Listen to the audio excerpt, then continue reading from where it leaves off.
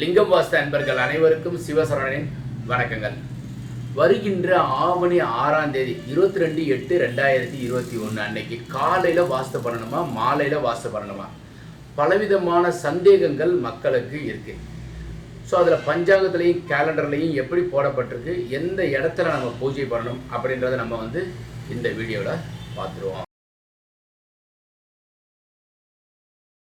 22/8/2021 ஞாயிற்றுக்கிழமைங்க, பௌர்ணமி மாலை 6:17 வரைக்கும் இருக்குது. ஆவணி அவிட்டம் வாஸ்து நேரம் காலையில் 7:23 to 7:59 வரை செய்வது உத்தமம் அப்படின்னு போட்டிருக்கு. ஸோ இதில் என்னென்னா மரண யோகம் இருக்குது. அதுக்கப்புறம் தான் 37-35க்கு மேலே தான் சித்த யோகம். அன்றைக்கி ஆவணி அவிட்டம் பூனல் அணிந்து கொள்ளும் நாள், பௌர்ணமி இருக்குது. ஸோ மாலை வரைக்கும் இருக்குது. புனர்பூசத்துக்கும் பூசத்துக்கும் சந்திராஷ்டமம். இப்போ இது கேலண்டரில் எல்லா கேலண்டர்லேயும் போட்டிருக்கு. நம்ம பஞ்சாங்கத்துலேயும் பார்ப்போம். அதே தான் 22/8 ஆவணி 6ஆம் தேதி ஞாயிற்றுக்கிழமை, பௌர்ணமி 6:19 முடியுது. ஆவணி அவிட்டம் பின்னர் தான் இரவு வரைக்கும் அவிட்டம் இருக்குது. ஸோ காலையில் மரண யோகம் இருக்குது, மத்தியானம் தான் சித்த யோகம் இருக்குது. ஸோ அன்னைக்கு பாருங்கள், ஆவணி அவிட்டம் வாஸ்து புருஷன் விட்டெழும் நேரம் நல்ல நேரம் மாலை 3:18 3:54 தான் சொல்லப்பட்டிருக்கு.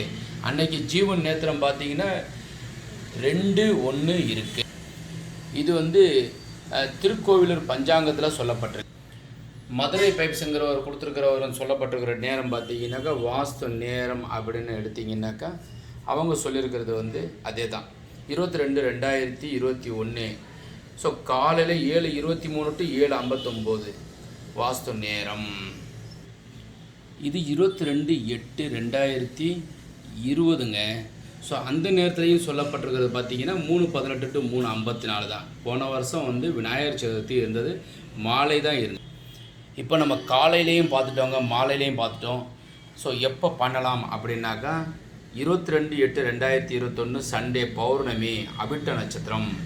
ஸோ செவ்வாயினுடைய நட்சத்திரம் காலையில் 7:23 to 7:59, மாலை குளிகை நேரம் ஞாயிற்றுக்கிழமை 3:18 to 3:54 சொல்லப்பட்டிருக்கு. ஸோ 3 to 4க்குள்ளே சேருது. குளிகை நேரத்தில் ரொம்ப விசேஷம். ஸோ நம்ம ஒரு 5 ஸ்டெப்பு நம்ம பார்க்க போகிறோம். ஸோ ஃபஸ்ட்டு இந்த பிளாட் பார்த்தோம்னா கிழக்க பார்த்து இருக்குன்னு வச்சுக்கோங்களேன். ஸோ அதில் ஈசான மூலைங்கிறதுல ஈசனுடைய மூலை ஈசானம், அதுக்கப்புறம் வாயு மூலை தத்புருஷம், அதுக்கப்புறம் கன்னி மூலை அகோர சிவம், வாமதேவம், சென்டராக இருக்கிறது சத்தியஜாதம். அப்போ நம்ம பூஜை எங்கே பண்ணலாம்னாக்கா, வாஸ்து பூஜை செய்கிறதுக்கு உண்டான இடம் கட்டடத்துக்கு உள்ளே வர்றது கன்னி மூலையில் வரணும். இது இந்த மாதிரி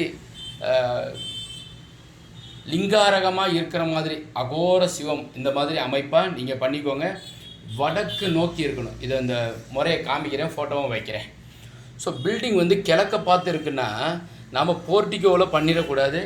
அதனால் சப்போஸ் ஈசானத்தில் பண்ணுறதா இருந்தால் பில்டிங் உள்ளே வர்ற மாதிரி பண்ணணும்.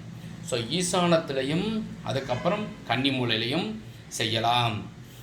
இப்போ நம்ம எப்போ பண்ணணும் அப்படின்னாக்கா, ஞாயிற்றுக்கிழமை அன்னைக்கு காலையில் உங்களுக்கு மரண யோகம் இருக்குது, மாலையில் சித்த யோகம்.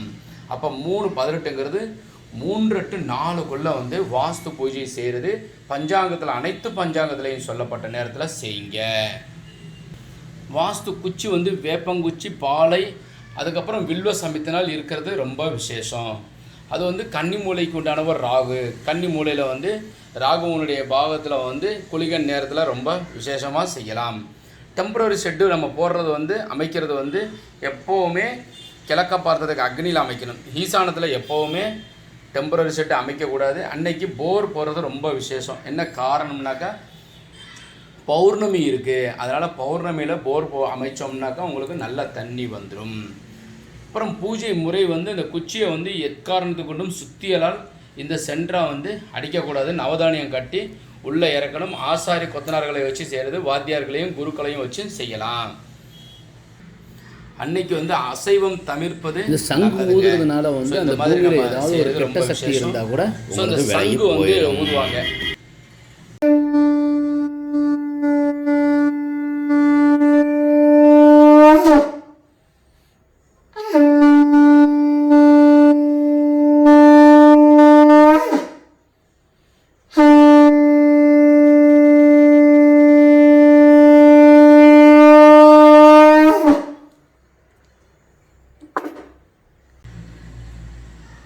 ஓகே நண்பர்களே, இந்த வீடியோ உங்களுக்கு பிடிச்சிருந்துச்சுனாக்கா லைக் பண்ணுங்கள், ஷேர் பண்ணுங்கள், கமெண்ட் பண்ணுங்கள், சப்ஸ்கிரைப் செய்யுங்க.